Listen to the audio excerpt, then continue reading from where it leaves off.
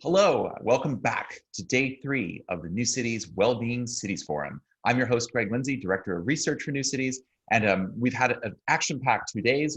I'm excited to invite you to our final day of proceedings here, where we widen the aperture a bit even more with sessions today focused on mobility, the built environment, and of course, we have a keynote from the Mayor of Philadelphia, and of course, the announcement for next year's Wellbeing Cities Award and Forum. But first is a subject and a panel that's near and dear to my heart. So later this year, New Cities will be announcing its inaugural Higher Ground Conference. This is going to be our first convening and research stream devoted specifically to climate change, and particularly the aspects of climate migration and managed retreat. This is the emerging discourse, of course, that we cannot triage all parts of our ecosystem, and that basically we will be forced to make tough decisions about where and how people will live in the 21st century. And so it's my privilege to invite this great preview panel here today to discuss this, because sadly, the timing of this session could not be more perfect, one might say. The United States West, of course, is on fire due to various wildfires and the Santa Ana winds. Hurricane Sally is currently sitting on the Gulf Coast of the United States with torrential downpours in Pensacola, Florida. And of course, there's more to come with more than five more active storm systems in the North Atlantic. And so these issues, which have been very sotto voce, are now coming to the fore. And so it's my pleasure to introduce a great group to discuss these issues about how and where we will live and how we will think about well-being in the 21st century. So to that, I would like to introduce our moderator for this session. That will be Zoe Tabary, who's the Land and Property Rights Editor of the Thomson Reuters Foundation. So with that, Zoe, the floor is yours. Thanks very much, Greg. Hi, everyone. Good morning or afternoon, if like me, you're further east. A very warm welcome to you all, and thank you so much for joining this opening panel of the final day of the Wellbeing Cities Forum, organized by the New Cities team. I'm Zoe Tabary. I'm the editor for Land, Cities and Property Rights at the Thomson Reuters Foundation, which is the charitable arm of Thomson Reuters, and I'm delighted to be with you all today. Today, we're going to talk about getting to higher ground, climate migration, and resilience in cities. What do we mean by that? According to the IPCC, 680 million people live in low-lying coastal zones worldwide, a figure that could rise to 1 billion by 2050. As sea level rises, those people are now going to face more frequent flooding and harsher storms that drive powerful seawater surges inland. Scientists warn that some areas that once flooded only every 100 years or so, particularly on low-lying islands, could face annual flooding by 2050, unless strong protective measures are put in place. And this has put the idea of managed retreat to safer areas away from coasts, rivers, and other high-risk areas on the table. And as Greg says, the timing could not be more prescient. But preparing cities for equitable migration is going to require new regulations and incentives. How are we going to build new resilient districts and support climate refugees in the future? What role does public and private partnership play in this future? And how do we ensure equity throughout the process? I'm joined by a terrific panel to discuss those issues today. I'll hand over to each one of them for some brief opening remarks. We'll then have a short discussion and finally take questions from you, the audience, which should take us to just about an hour. If you do have a question, would you please post it using the Q&A button at the bottom of your screen? And I'll then field those to our panelists so we don't have to go through the all too familiar pains of people muting and unmuting themselves.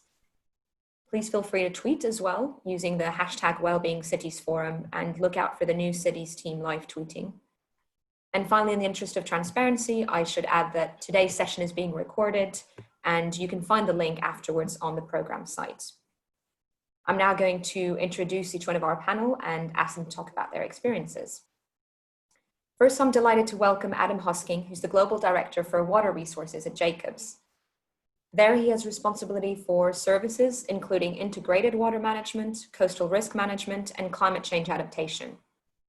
With a background in coastal geomorphology, he's a fellow of the Chartered Institute of Water and Environmental Management and chartered scientist with more than 25 years experience in projects and programs addressing climate change adaptation and resilience. He's also delivered projects in the UK, the US, the Caribbean, the Middle East, Singapore, and Australia. Adam, welcome, and thank you so much for joining. Thank you. To set the scene a little bit, could you talk us through some of the risks of flooding and coastal erosion and how they've changed, but also are set to change further over time? Yeah, thank you, Zoe. And again, thank you very much for the invitation to be part of the panel. And Yeah, I think this is absolutely the right question to kick this off with. Yeah, this whole process, we need to start with understanding what is the risk and how it affects our city before we can really start to understand how we best address that. Yeah, to go back to start, we think about historically how our cities have formed, where they've been founded. Historically, the founders of these cities were located near water, right? Water, for all the very obvious reasons we understand, for communications, for health, for the economy, all the reasons why we do that. But very smartly, they tended to locate it not quite at the water, but close enough to it on higher ground. That concept we're now thinking about going back to and reinventing. And that worked really well. Close enough to the water without actually being in the water. But as we've expanded these urban areas, the ones that worked well, we've grown, the footprint's grown, and it's grown downhill, closer to the river, closer to the sea, and brought us into contact with those kind of hazards, as we call them now, which were just part of daily life. And now, of course, we're faced with a challenge with climate change accelerating and changing the patterns of frequency of those impacts that they're having. And so, whilst there's a lot of debate, principally political as opposed to scientific, around climate change, around certainty and uncertainty with climate change, there are a few things that we're very certain about within the science. We're very certain that regardless of the causes, our global atmosphere is warming, and that linked very much to that, our global sea levels are rising. And as a consequence of that, sea levels are driving increased flooding and erosion, our coastal fringes, and that warming atmosphere is driving more intense rainfall events, which are causing flooding in other parts, particularly along river corridors, but it can happen pretty much anywhere. There's a quote that FEMA in the US use, that anywhere it can rain, it can flood. So it really is, it's a problem everywhere potentially. And so, when we're looking at the future and where areas are already exposed to flooding risks and erosion risks, we like to see these happening either more frequently or more intensely, where it's likely to see those areas at risk expanding. So as waters get higher, then they kind of go up the terrain more, so reach other areas. And at the coast, we can see more areas being impacted more frequently. And so areas that were considered at low risk have an increasing risk, and some areas that were considered to be very low or no risk at all are suddenly seeing themselves impacted. And of course, that affects the viability of those locations for some of the land uses that we've put there. And so when we think about our communication around this, it's really imperative that we focus on the certainty, that we don't get hung up on the uncertainty of the climate change. There are certain things we know are going to happen. And in particular, that's that very unfortunate fact that regardless of what we do to curb emissions, we're going to see higher temperatures for some time to come. And that sea levels, particularly in our coastal areas, sea levels will continue to rise literally for centuries to come, regardless of what we do. If we could switch off emissions now, sea levels will continue to rise for many centuries because of the feedback systems that drive that.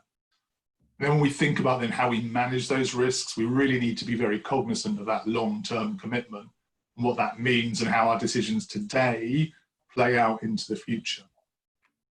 And that risk management approach kind of in our recent history has tended to be very much focused on protecting in situ. So we've built areas, we've got an investment, we've got infrastructure and real estate there. We've tended to focus on how do we protect it, how do we prevent that flooding impacting those areas. So building flood walls and sea walls. And that's great in the short term, it protects things as they are and everybody likes the status quo.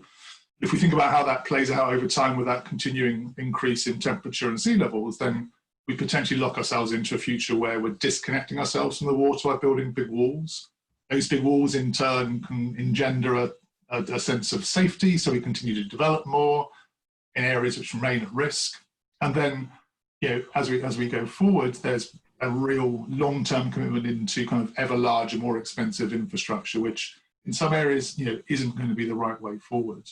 Now, I'm not suggesting it never works anywhere. The work that we're doing here in the UK with the City of London, we've demonstrated very clearly through a very structured process that we can manage risks with sea levels of up to and greater than 4 meters, higher than they are today. We know we can maintain a viable, livable city with that level of change. But that's London. That's a huge global capital. That approach isn't going to work everywhere. In some areas, we're going to need to look at relocation of communities and infrastructure that's at risk because we really can't lock into that long-term engineering commitment. So to do that, to make those right decisions, we really need to have an awareness of the risk coming back to my background as a scientist, it's really about using the science that we have, the certainty we have, to systematically determine where is at risk and how does that change over time, and then use that to engage our communities to help them start to grapple and work with them to understand what the right long-term decision is for the management of their spaces. I'll hand back to you. Thanks, Adam. That's really helpful. And I think, as you say, important to remember that amidst all the uncertainty, it's important to remember what we do know and what the science does tell us, namely global warming and sea level rising. But also that those risks are becoming, and extreme weather events are becoming ever more frequent, intense, and damaging. So we'll come back to some of those points. I'm going to come next to Joni Baboci, who's Senior Advisor for Urban Planning and Development for the city of Tirana in Albania. Joni is a dad, an architect, a planner, a knowledge seeker, and an all-around urban enthusiast. He's currently working as the Senior Advisor for Urban Planning and Development for the city of Tirana, and he's previously led the city's Urban Planning and Development Department, as well as a planning startup for the Albanian government. He's executed planning, design, and development projects at different scales on national and local levels, and he is also a licensed architect. Joni, welcome. I'd like to come to you for, thanks. I'd like to come to you for somewhat more of a local perspective now. Tirana, for example, has been confronted with a number of disasters in the past decade, from flash floods to heat waves. Can you tell us a little bit how the city administration went about mitigating those issues, and whether ideas like managed retreat and climate migration currently are on the table? Thanks, Zoe, and thanks everyone for being here and for listening to us. I think that it's extremely important to talk about this from the perspective of city administration. There is no more routine, and the pandemic has clearly illustrated that. We're used to thinking in a certain way. We want to get into that sort of bureaucratic, normal way of things working, but this is not happening anymore. And as you mentioned, not only in the last decade, but in the last 7 months, we've had 2 important earthquakes. We've had a very sort of dangerous heat wave, flash flooding, and of course the pandemic. And right now there's fires surrounding the hills in the city, much smaller scale than what's happening in the Pacific coast, but still sort of illustrating this issue. And the data we are using to predict and project these very fat-tailed events is wrong. We're using off data, so from 30 years ago, while things have been changing in the last decade. I think that also one thing we're doing wrong, and we are trying to change in Tirana a bit, is how we measure the damage that these events are bringing. Usually here it used to be measured in terms of lives lost. Our last earthquake in November killed 1 individual, but it had huge consequences on almost 40,000 families in Tirana. Almost 10% of the population was touched either by having their building damaged, having their livelihood damaged, or having sort of their routine impacted directly by the earthquake. What we have been trying to do in the last 5 years is try and see if there's a chance to include what we call bounded flexibility in planning. So how can we be flexible, but at the same time not be arbitrary? And how we have been trying to do that, for example, we have allowed people to break the plan, break what is foreseen by the plan within certain bounds. And for example, you can go a bit higher if you use less floor space and therefore allow for more filtering surface in the ground floor in a way to stop flash flooding. If you have a green roof, you can get some sort of extra bonus intensity in your development. So how can we sort of have these small rules which are sort of conditional upon you doing a sort of a certain action which would improve and mitigate these issues. In terms of managed retreat, we have been actively resettling informal developments off floodplains. Tirana, remember, used to be a city of 200,000 people just 20 years ago. There's 1 million now. A lot of people settled into floodplains, developed informally there. And so therefore moving them away is a sort of a small way of managing this sort of retreat from what's happening. We've been trying to be as agile as possible in approaching some of these issues. So for example, for the earthquake, we had a very, very basic, very simple system of assessing damage, which was done through Google Docs and through smartphones, set up in 24 hours and was active like the next day. At the end of the day, I think the issue is we have managed to plant 350,000 trees in the last 3 years, which has been like a great achievement for us. It's part of our larger plan of having this green belt around the city. But then looking at what's happening with forest fires and not having a full understanding of the complex systems behind forestry and behind fires and behind disasters, you then stop and think, do we maybe need a more elegant understanding of what's going on before we make these decisions? And if so, is there sort of a more localized, cell-based way, sort of small scale way of making these decisions? And I think that is the challenge that we're grappling in right now in the city of Tirana, and very, very happy to share some of these ideas with you. Thanks, Joni. That's fascinating. And I think that idea of instilling flexibility in urban planning that you mentioned is really interesting, and one that urban planners are increasingly being forced to consider. It's now my pleasure to introduce Jesse Keenan, who's the Associate Professor of Real Estate at the School of Architecture at Tulane University in New Orleans, Louisiana. Jesse leads courses and seminars advancing the interdisciplinary fields of sustainable real estate and urban development. His research focuses on the intersection of climate change adaptation and the built environment, including aspects of design, engineering, regulation, planning, and financing. He's previously advised on matters concerning the built environment for agencies of the US government, governors, mayors, Fortune 500 companies, technology ventures, community enterprises, and international NGOs. And he's currently, among other roles, a visiting scholar at the Perry World House at the University of Pennsylvania. Jesse, you've spoken before about the lack of regard for where people go in the context of climate migration and managed retreats. And of course, the New York Times article this week on climate migration has caused a bit of a stir. What would an alternative model for where people resettle look like? And how do we ensure we don't replicate the mistakes of the past? Well, thank you for having me, and thank you for that question. I think it's quite apropos given the context of wellness. And we tend to frame climate change and climate adaptation within a broader understanding of risk and risk management in engagement with both certainty and uncertainty. And those are all very important elements. But in the formal definition of adaptation, that being from the IPCC, if you will, it's also taking advantage of the opportunities that arise in the context of this transformation, if you will. And I think in the Northern Hemisphere, flora and fauna are shifting, ranges of flora and fauna. There's an ecological transition where their range of habitation, reproduction, and the like is moving farther and farther north. And in the Southern Hemisphere, they're moving south. And I don't think that people are all that different in that sense. Our close biophilic relationship with the environment, not just in commercial and economic terms, but in broader aspects of our definition of settlement, suggests that people are also going to be moving north, maybe for different reasons associated with risk. But I think there's also, when we think about that, and of course, it's not just sea level rise and flooding and extreme precipitation, it's also forest fires, subsidence, landslides, it's lack of water, any number of environmental impacts, both direct and indirect, including infectious disease, which is a component here. We have dengue fever outbreaks in Florida, etc.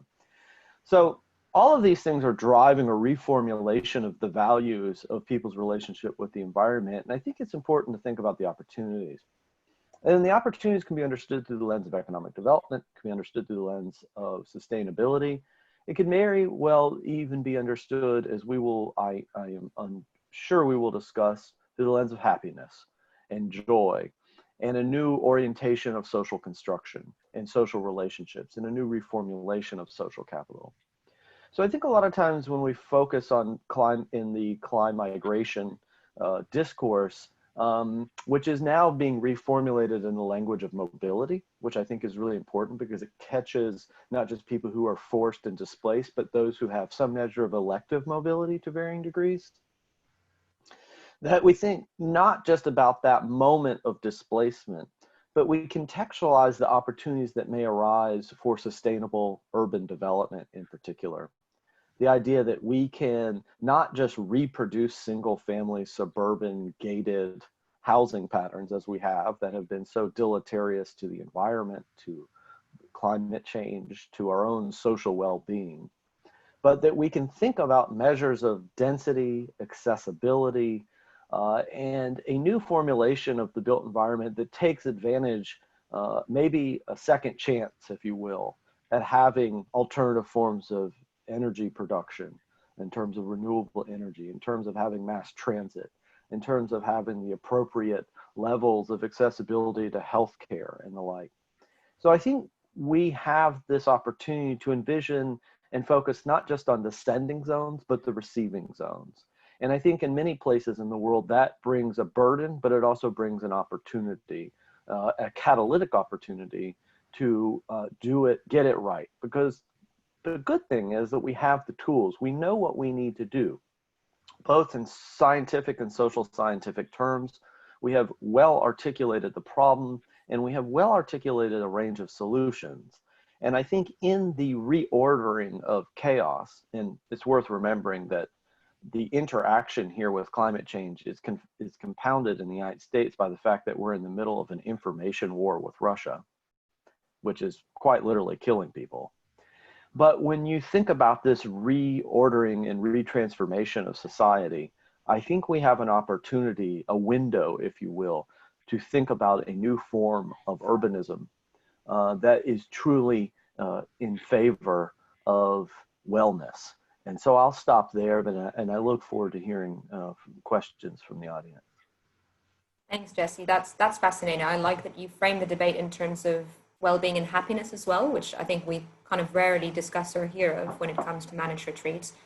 And I note also what you say in terms of thinking not just of that moment of displacement, but also of the urban opportunities that may arise or how to rethink the urban environment. So I'm sure we'll come back to that. I'm now going to introduce Thakur Singh Powdyel, who is the former Secretary of Education in Bhutan. Mr. Powdyel is an educator by choice, conviction and passion, as he says. He's the country's first democratically elected Minister of Education and moved Bhutan towards fulfilling the MDGs and the country's constitutional mandate for education. His major interests include institutional integrity, national self-respect, moral literacy, and gross national happiness. He's a recipient of the International Gusi Peace Prize, the Global Education Award, and Distinguished Service Award for his pioneering work in education, as well as the Coronation Gold Medal in 2008. Finally, he's also often been described as the most widely foot-traveled education minister in the world, which is quite the accolade. Mr. Powdyel, thank you so much for joining. And I'd like to come to you for what role can governments, scientists, but also activists play in educating the broader public on managed retreat and on urban resilience more broadly? Thank you very much indeed. I would also like to thank New Cities and everybody who is gathered here from all around the world for giving me this opportunity to join this great panel of experts here. The question actually is of getting to higher ground. And I believe education is an instrument to get people to higher ground. But it is not education as it is conventionally understood, but education that is of a higher order. Education has multiple dimensions, and getting to higher ground also implies multiple dimensions. It has a physical dimension, actually getting physically to higher ground from places which are prone to flooding and tsunamis and earthquakes and fires as they're happening at the moment. But it also has a deeply social element. It has an economic dimension, environmental dimension, cultural dimension, aesthetic dimension, spiritual, psychological, emotional, and above all, an ethical or a moral dimension. So when we plan cities, I believe it's extremely important to consider these different elements or dimensions of getting to higher ground. Otherwise, with all the effort that we make, we're going to get stuck where we are at the moment, and there will be no opportunity to get to higher ground. So the governments, scientists, activists, how do they play the role in terms of getting the society, getting the people, getting the nation up to the higher ground? I believe that it is a situation where we are also very, very appropriately situated at the moment. Thanks to the global pandemic, with all the agony, the anxiety, and the devastation that COVID-19 has caused, I believe it has also opened our eyes and our minds and our hearts to get to the higher ground. And it is important for governments, for everybody indeed, not only the scientists and activities, but getting to the higher ground is a combined effort that requires everybody, all men, women, and children in our societies and our nations, as indeed all around the world, to do their part to get to the higher ground. And I believe that when you're talking about managed retreats, it is often a kind of a contradiction in terms. Retreats are supposed to be self-chosen, but in this case, thanks to again the compulsions brought about by climate change and global warming and all kinds of man-made and natural disasters, we are learning a new literacy now. And I believe it's important that we look at retreats from a more intentional point of view, intentionality of the management of retreats. And I see that retreats can be either externally managed or imposed managed retreats, which actually can be rather temporary or transitory. But I feel that it's important to manage retreats in the short term, in the medium term, and in the long term. To make people resilient also has two dimensions. The dimension of resilience that are made possible by government intervention, by the intervention of civil society, by the intervention of activists or people in the society together, when certain individuals or segments of the society are facing disaster or facing challenges of different kinds. There could be a lot of external support so that they're able to get over that situation of disaster. But that can go so far, but no further. In order for resilience to be sustainable, to be really meaningful, I believe it's important to build internal resilience. And internal resilience is a function of rediscovering one's own inner capacities, abilities, how to remind people of the gifts, the many gifts, the blessings that they have, the abilities, the capacities.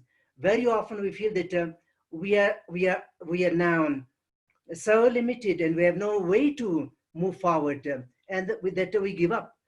But if we educate people, if the governments, the civil societies, and everybody in the society is able to look after each other and help each other to rediscover those inner capacities, the gifts that people have, the mechanisms that we have for self-preservation. In spite of the most direst of situations, if people can look inward and rediscover those capacities, far more resilient. So in terms of education, it is an immediate intervention of supporting people in terms of need, but for the longer term, we have to educate not only the children and the young people through our schools, colleges, and universities and learning places, but also the whole society, nations, the people of the world need to learn a new literacy now. And I call it Revolution 5.0. It means the return of the human. At the end of the day, what is important is humanity. What is important is life. And how can we preserve and promote life? And it is a function of planning. How through planning of our cities, planning of our development, we can bring about developments which are pro-life, which support life, which affirm life. Thank you, Mr. I just wanted to stop you actually right here because you've made the perfect segue for our next question, which is on resilience. And I want to come back to this as we're also about to hear from Piero, who's a Chief Resilience Officer. But I note what you've said in terms of the issue of urban resilience, but also internal resilience. And also how, as you say, the coronavirus pandemic has brought all of these issues under the spotlight and exposed our vulnerability even more to these issues. And finally, interesting what you mentioned, and the very term of retreat, which is commonly understood as a chosen kind of action, which in many cases, when speaking of climate migration, is imposed. So we'll come back to many of those points. Thank you. And I finally want to introduce Piero Pelizzaro, who's the Chief Resilience Officer of Milan. Piero has 10 years of experience in climate change policies and urban resilience planning. He's an advisor of the Italian Ministry of Environment, Land and Sea on urban adaptation policy to climate change. In recent years, he's co-founded Climalia, a specialized consulting company providing climate services in Italy, where he operates as a resilience specialist. He is a member of the European Commission Mayors Adapt Practitioners Work Group and a member of FIRE 2016 Implementation Working Group at the Climate Policy Initiative, among other roles.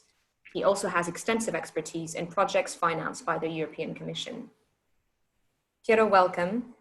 You've spoken to us before at TRF about how Milan and other cities may need to incorporate worst case scenarios in urban planning to be better prepared for outlier risks in the future, such as pandemics. How can cities be rebuilt to tackle worsening climate threats, such as flooding? And what happens to those that may no longer be habitable? Thank you very much, New Cities, for the invitation and to have me here today. Yes, as I said, city is always is the core of the life at the moment in the global scale. The city will be the bigger emitter, but the city are also where things happen every day, every moment. And over the last few months, we have seen that speaking about the pandemic, a lot of people will say was unpredictable. Well, actually was predictable and was maybe was not thinkable what's happened. In the sense that when we develop our scenario, also us as here in Milan, with the methodology developed by the Resilient Cities Network, we had the pandemic as one of the shock that could be recognized by the community, by the stakeholder. And for Milan, no one was considering pandemic as something that could happen, but it was there. And ourselves, somehow, we were thinking how could be affecting a pandemic on the city, in the city. And we normally, as Jesse said, that we consider the pandemic could be related to an environmental event, a weather event. It could comes from food or from dirtiness and so on, but we never expect something like that. So nowadays, I think what we need to understand it's also the time of smart city, is the time of digital and the data, and we're collecting a lot of data. And I think now is the time to somehow stop thinking how many data we can collect, but how to use this information, how we need to improve our capacity to planning and to try to look in the future with more proper scale. And with the pandemic and with the climate change, I think we also need to be capable to incorporate the unpredictable in our scenario. There's something like with the climate change. I mean, I work in climate change since 10 years ago or something, and it's always something really complicated to explain to public and private sector as well, to say, look, so we need to incorporate the unpredictable. So we need to get an infrastructure that is capable is capable to manage every kind of event, not only the standard event. This is quite common now with the flash flooding. That is super common. I mean, last was the beginning of August. We got from 11:30 p.m. until 3:30 a.m. 130 millimeters of water of rain coming in Milan in less than 4 hours. Even if we got built with the standard infrastructures, we were not capable to manage such amount of water in such a short time. Even in another situation that was unpredictable, since 2008, the groundwater in Milan, it's rise, because due to the economical crisis in 2008 and 9, a lot of industry in the northern part of the city that was water intensive, they stopped using the groundwater for their production. And so we have seen the groundwater rising up. And so the unpredictable, now that we have water, the groundwater, we have water from the sky, and we have the urbanization the last 50 years. And this mix, it creates an unpredictable event. So we now also have seen that some areas that were supposed to be safe is now could become flooded areas for that. So that is something that we need really to understand that we need to push more, and we don't have time to wait. On the other hand, and there is something that is interesting, the climate gentrification. There is a couple of studies that I think it's quite interesting in this sense, because then when such event, a predictable event happen, the one that are suffer are always the poor, and not the rich, because the rich has the capability to move, as the mobility, as Jesse was saying, and to move in another place. And so we are living not some places that are not anymore livable, because there are still some people, they have to live even in dangerous areas because they don't have the capacity to move from one place to the other.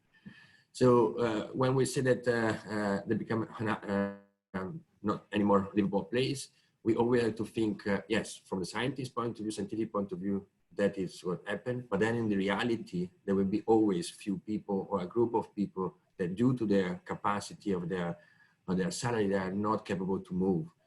So this is something that is, again, unpredictable in somehow, but is predictable because the less is always more less, and the poor and the rich are always more. So we need to try to work, not thinking also from the hard infrastructure, but in the soft infrastructures, and the soft infrastructure is the modeling. But the other end is, as Powdyel was saying before, the soft infrastructure are also the community and the people. So we need to come back to put the people at the heart and the center of the planning process, the urban planning process, because they are the one that are suffering more than a normal infrastructures. And with the people, we can also change the way how we approach the built environment, and we can make a more safer place in the cities, even at a time when flash flooding or other become stronger and stronger. So. Thanks so much, Piero. I hear what you say on smart cities, and rather than kind of endlessly collecting data, starting to decide how we use that data, but also what you were saying in terms of incorporating the unpredictable into our scenario, which echoes what Joni was saying earlier in terms of building flexibility into urban management. I see we have quite a few questions coming from the audience, so rather than go through my own, I'm going to skip straight to the discussion, and I'll incorporate some of my questions as well. One question I had for our panel was, at what kind of threshold does action and managed retreat become imperative? And this, I think, tallies with one question we have from the audience, which is, what is the process of involving relocation candidates of forced migration? How do you engage with communities, and which stage is that appropriate? To know who'd like to take that one first. I'll just kick off, just to sort of build on what I made previously. You know, I think when you actually start the process of managed relocation, it is one thing, but that's a very, very long-term process if we're talking about moving existing communities. You know, what I very strongly advocate for, back to my closing point, is assess. I take Piero's point that the science is going to take us so far, but let's assess where the risks are, and let's look long-term, appreciate that we're on a trajectory of change, and understand what that change means, and to determine really as soon as we possibly can whether relocation is the right long-term process. And if it is, we act now. We absolutely have to act now, because anything we do that's contrary to that as we go forward only makes that process more difficult. So I think we need to start acting as soon as we possibly can, based on an awareness of what happens into the future. I'll let the others speak to the kind of the process of implementing that.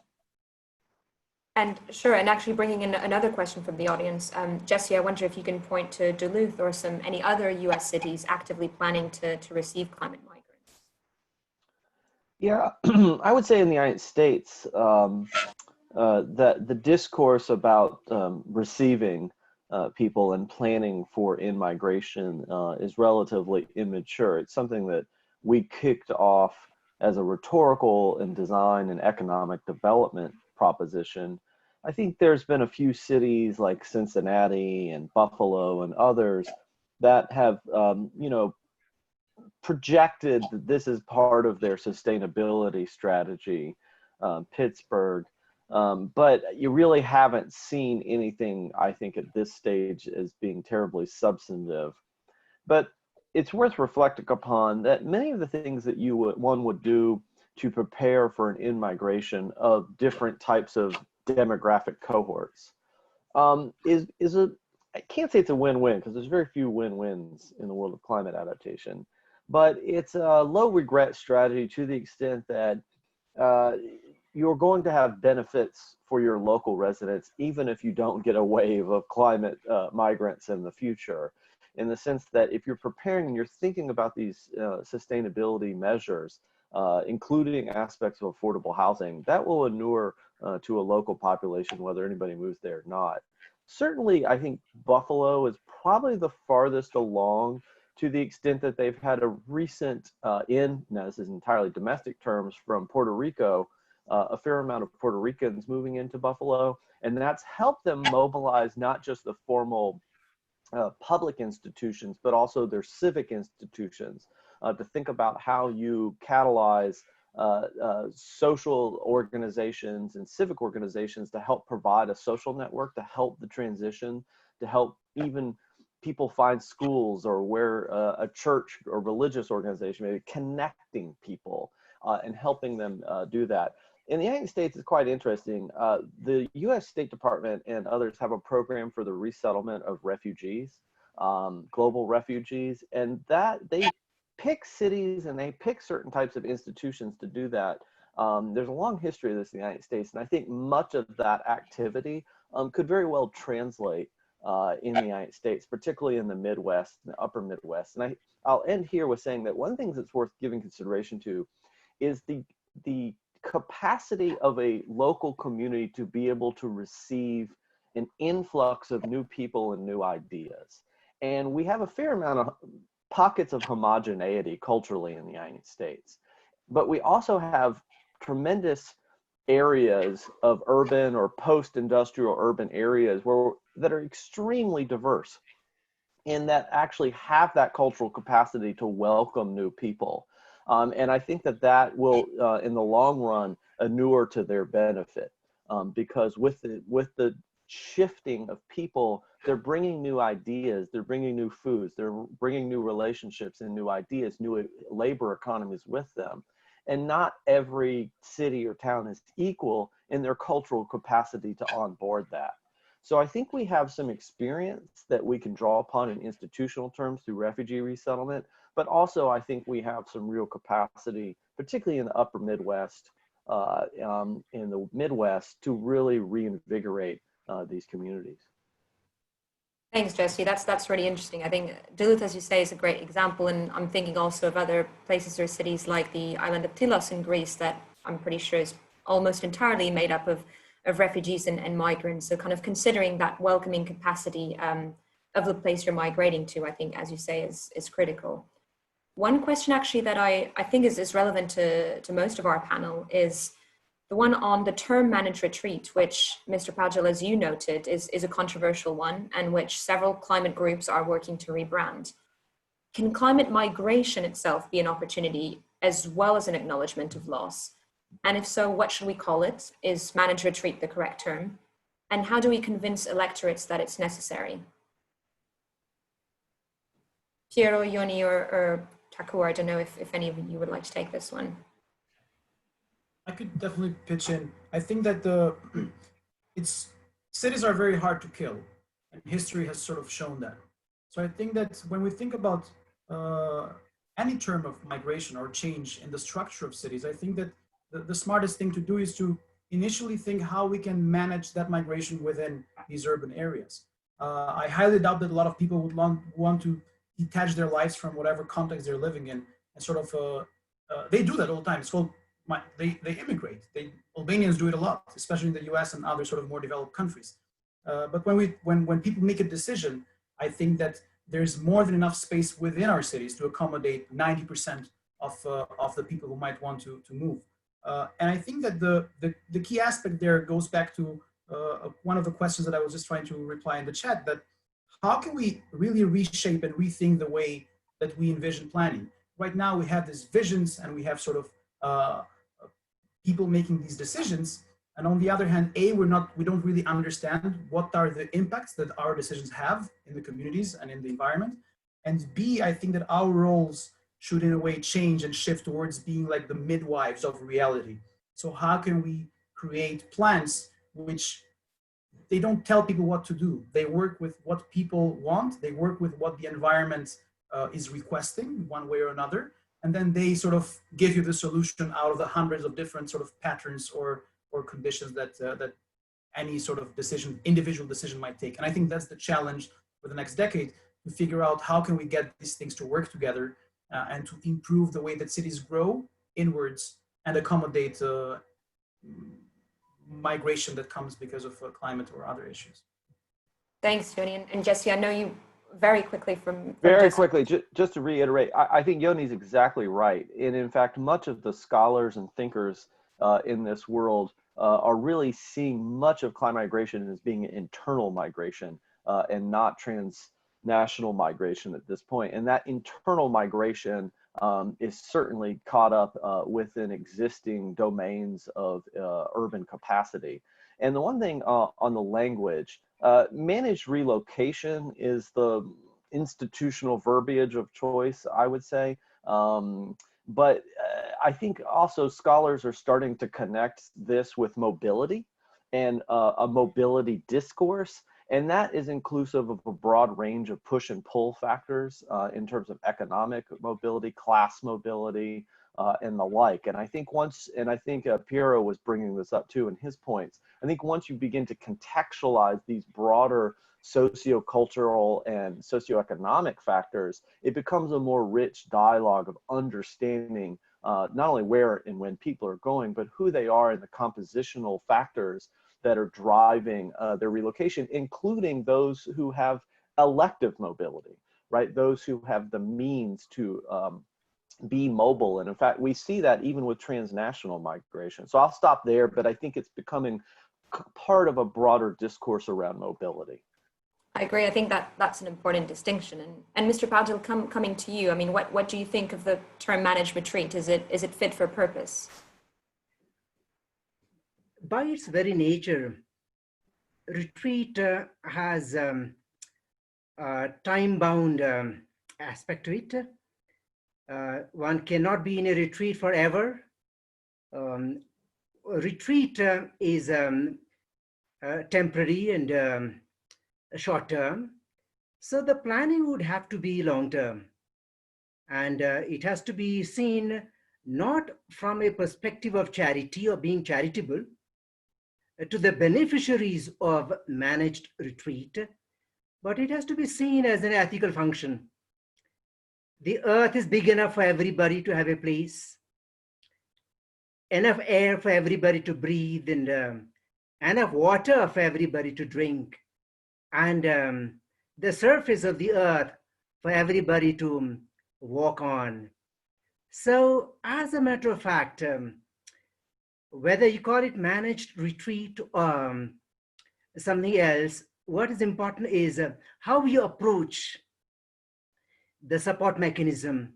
Is it going to be time-bound, or is it going to be planned for a long-term, in fact, a future, for the long-term future? I feel it has a very important ethical dimension. It cannot be limited to a political consideration, neither to an economic consideration or a social consideration.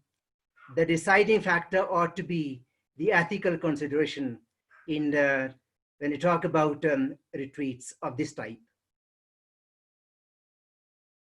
Thank you, and I want to come to Piero now, actually, to bring in the idea of equity into this, because Piero, you mentioned earlier climate gentrification. Jesse has alluded to those people who have the means to migrate where others don't. So Piero, how do we ensure that any climate migration is as equitable as possible and that we don't end up replicating existing inequalities? It's thanks for the question. Actually, it's a good one. It's pretty complicated. I mean, first of all, there's something that's super easy, that every city, every community should be inclusive. It should be open to everyone is coming, because it's not we give it for given that every city, every community is inclusive, but it's not true. There is a lot of opposition in different countries. I see in the Mediterranean, especially when we have normal migrants, that not everyone is accepted around. So first of all, it's to be open and inclusive for that. On the other hand, when we have climate mitigation, we have to consider as well the condition from they come from. I think there is always remember a story of a relocation in Colombia. There was this community living among the river. The city has decided to build this new house, and they were moving to this new house. And the people will say, well, actually, the house is fine, but we are missing our animals because we were living with the animals. We don't have our farms. We don't have our piece of land for agriculture, also because they were low income. And then for them was also a way how to be self-sufficient.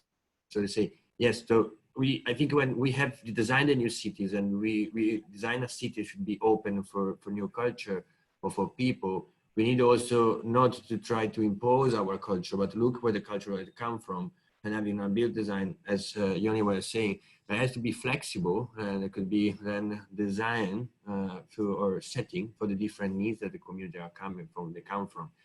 That is essential. Otherwise, if we don't have an inclusive society, and if we don't have also the capacity to understand of the people where they come from, and that's a big problem. And the third one, I think that we should look at these people that move from climate migration as a source to learn in terms of maybe heat waves, maybe in terms of flooding, maybe in terms of the sea level rise, because if they were moving, they were pushed to move. So maybe we can learn from them what was not doing or was not did enough good to protect this community, or we can learn from them how you could protect from the heat waves of the flooding, because sometimes they were forced to move. So it's also the climate migration could become an opportunity for us to learn what was so-called the maladaptation, that is something that is around the maladaptation to climate change. And so to be inclusive, to be flexible, and to be capable to listen to these people that are coming, could be a great opportunity for all the welcome of communities to move forward in a better way. I think that's an interesting dimension you bring in, the kind of participatory element to kind of resilience and listening to not just hosts, but also migrating communities in terms of what their own needs are, as opposed to adopting a kind of top-down approach. I'd like to bring in now one question from the audience that I think is relevant to all of our panels, so anyone who would like to take this one. And the question is, what cities and regions will be the winners of climate migration? I don't know if there is such a thing. But also, what does winning mean? What would success look like in the context of managed retreat? Any takers for this one? I can start quickly, really quick. Well, winner, when we have climate migration, there is no winner, in my opinion, at the end. But the one that, as I said just a few seconds before, that when I see that this climate migration could be an opportunity for the community, they will be the winner.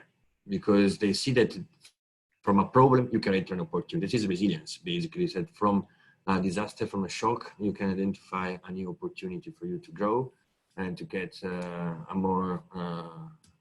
bigger approach, a broader approach to the community itself. So the winner, not the one that they are put at the top of the mountain to protect from the sea level rise, or the one that they are located in a safer place, but the winner is the one that they could learn from the experience of the climate migrants and included these people in their life. Thanks, Piero. Adam, from your research background or kind of scientific background, I wonder how you measure this, or kind of what indicators we look to measure success in terms of any managed retreat. It varies, obviously, you know, site by site, city by city, in terms of, and both, yeah, the location from which we're relocating into those kind of receiving communities. And so I think, you know, we in the planning, and I think go back to Joni's point that it is specific, and we can't be very hard with the metrics we set, because it's going to vary everywhere, and every individual's version of success will look different to their neighbor, and in different communities will have different outcomes. I think ultimately it's going to be around looking to, at whatever scale you're looking, whether, because I think Jesse and others are absolutely right. Principally, we're going to be looking at in-country rather than transboundary migration. I think looking at those measures, and not just GDP and some of those gross measures, right, but some of those kind of those greater kind of well-being, equity, happiness kind of metrics that we have in terms of how can we plan for this, how can we get in front of it, understand this is coming, not wait until the disaster happens and we have to react, but actually proactively look to maintain that quality of life that we have for that community or for our nation or whatever it is.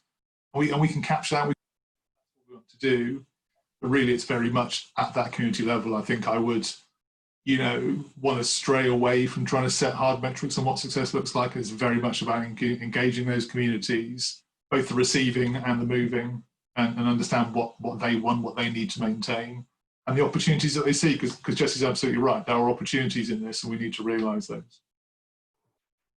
I think that makes sense. And Joni, going back to your experiences as an urban planner, I mean, which methods in terms of engaging with communities, be it in terms of climate migration or other risks you've had to manage, which kind of means have you found most successful and that could be possibly replicated elsewhere?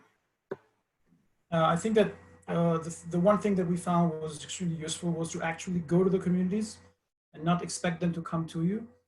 So that model is clearly old and never works. You only get a few people always joining the same meetings, and actually you don't have to even advertise it. If you just show up and you pop up a small stand and you just talk about these ideas, you get much better, I think, ideas about what the community wants there, and you are able to identify what is the spirit of the place, the genius loci, we call it in architecture, in terms of where do you put the bench, even something as simple as that, or where do the people want a new tree. But I think at the end of the day, the challenge here is to move a bit beyond city officials listening to the community, and it's about all of us together listening to what's really happening in terms of environmental and sort of the crisis we're going through. So as long as we're not a team and we don't have these three different, so of course, community and government, local government in this context, but also context. And that's often the most important thing and the thing that is least heard or least talked about. And I think that's where the golden triangle would be able to move planning forwards and make it much more impactful and much more sort of practical in terms of not just being a nice, interesting, visionary exercise, which doesn't have a real impact on the communities. Thanks, Joni. And I'd like to come to Mr. Powdyel now, and this, given the time, will probably be our final point. So if you can make it brief. But as the kind of education expert of the group, I'd love to come back to you to conclude and ask how do we get people to care? I mean, you could argue that us, this panel, and I'm presuming most of our audience is like-minded kind of individuals who care about these issues. How do you get the broader public to care about, I was going to say climate change in general, but also in this case, manage a treat and to raise awareness of these issues? Right. Thank you. Thank you very much indeed. I tend to look at the collective integrity of cities. What is it that makes a city a vibrant city, a city that is cheerful, that is pro-life? Whose claims do the city planners address? Is it the claim of the economy? Is it the claim of factories and industries? Is it the claim of Mother Nature, planet Earth? Is it the claim of life? What happens in that city? What is the soul of the city? How do you locate the soul of the city? What is the murder rate in the city? What is the longevity? What is the place of women and children in the city? How comfortable is one living in the city? So I believe when we talk about success of cities, we have to look at not only from the point of view of the survival of the fittest in the economic terms, or physical terms, biological terms, but in these human terms, in ethical terms. Cities are supposed to be for human beings, for life, for planet Earth, so that everybody is able to live and celebrate the process of living. So I believe in order to see which city is winning, more successful, we have to look at them from a large number of variables, not from a unidimensional perspective. How much money they are making, how many industries there are, but what is the quality of life? And how happy are the people? What is the level of well-being In other words, this is what I feel is very important in the planning of cities and in the way we look at cities and their successes or their failures. Thank you. And thank you so much. And I think that's actually quite a positive note to end on, which is that, you know, in any crisis faced by cities, it's hugely helpful to pause for a second and stop to think what cities are for and why kind of humans congregate in the first place. So that's a fantastic note to end on. Thank you so much to all of you. We've covered a lot of ground, and I'm sure we could go on for hours still, but I'm conscious of our panelists and our audience's time, but also that we're at the start of a very busy final day for the forum. So I'd like to thank our panel for joining. Thank you very much to the team at New Cities, but also to you all in the audience for your questions. If you hadn't had a chance to ask your question or we haven't answered it yet, please do get in touch on Twitter or with the New Cities team. And in the meantime, I wish you a pleasant rest of the event, a great week, and hope you and your loved ones stay safe. Thank you very much. Thank you very much indeed.